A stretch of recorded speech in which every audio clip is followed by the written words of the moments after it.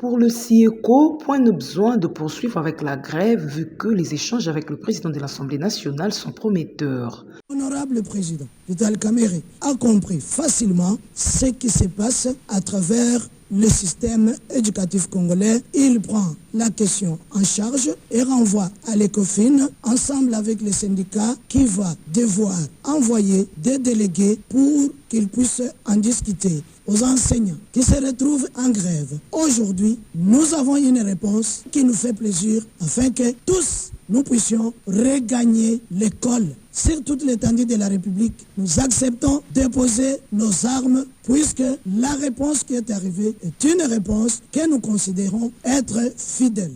La synergie des syndicats des enseignants de la RDC, elle, persiste avec la grève. Pour son porte-parole Jean Bosco Pona, une marche des enseignants est prévue le lundi 28 octobre. Objectif, pousser les gouvernements à rencontrer les desiderata des enseignants. Nous avons suivi, nous n'avons pas apprécié ce qui s'est passé au niveau du Parlement parce que comment nos autorités peuvent-elles continuer à s'entretenir avec les groupes qui n'ont pas appelé à la grève, avec des groupes qui ne font que lever la grève et qui sont par les enseignants. Nous disons simplement aux enseignants que nous ne sommes pas concernés par cette décision parce que nous sommes adressés au président de l'Assemblée nationale. Jusqu'aujourd'hui, il n'y a pas de réponse.